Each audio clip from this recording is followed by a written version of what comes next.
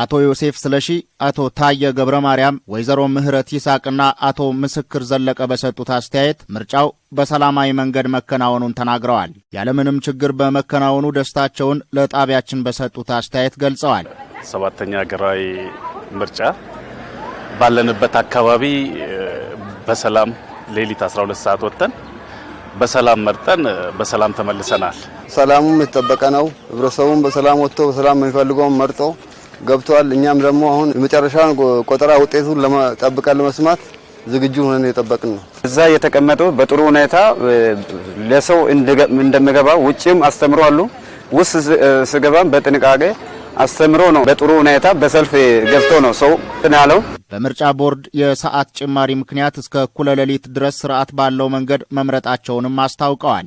ምንም ችግር የለም፣ ያለ ምንም ችግር ነው ያለቀው። በህዝብ ብዛት የተነሳ ሰዓቱም ተጨምሮ ማታ ድረስ ነው በጥሩ ሁኔታ ነው የተካሄደው። እስከ ማታ 5 ሰዓት ምናምን ሲሰራ ነበረ። እስከ 5 ሰዓት ተኩልም እዚህ ቀጠና ላይ ገብቶ እየመረጡ ነበር። የምርጫ ቦርድ ሰራተኞች፣ የጸጥታ አካላት፣ የምርጫ ታዛቢዎችና የፖለቲካ ፓርቲዎች ተወካዮች ኃላፊነታቸውን በአግባቡ ተወጥተዋል ነው ያሉት። በጣም በሚገባ ሁኔታ ሁሉም የድርሻውን ተወጥቷል። ከአንድም አንዱ ምንም ጥፋት የሌለበት የፖሊስ አባሎችና የደንብና ከሰፈሩ 10 የተውጣጡ በልየታ ታይተው ለደህንነት ሲባል ለህዝቡ ደህንነት ሲባል በልየታ ቅርብ ርቀት ሆኖ እየተከታተሉ ነበረ። ለታዛቢዎች በበቂ ሁኔታ ሻይ ቡና እየተሰጣቸው በሰላም አጠናቀናል።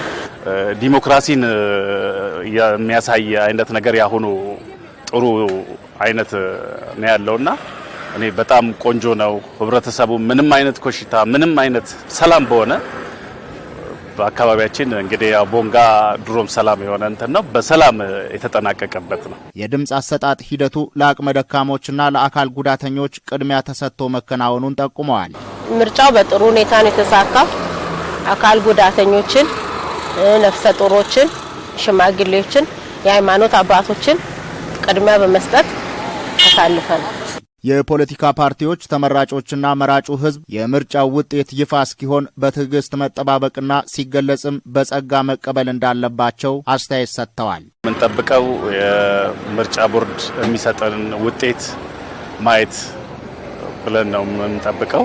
ምርጫ ቦርድ ይፋ እስከሚያደርገው ድረስ ማንኛውም ተመራጭ የፖለቲካ ፓርቲዎች ያለውን ውጤት ሲገለጽ መስማትና ያለውን ተቀብሎ በሰላም ሀገሪቷ ላይ የተመረጠው መንግስት በሰላም እንዲያስተዳድር የተደረገበትን ነገር ነው የምንጠብቀው። በትዕግስት ነው ሁሉም ነገር ማለት ገለጻ እስከሚደረግ ድረስ ሁሉም በትዕግስት መጠበቅ አለበት እንጂ ችኮላ አያስፈልግም።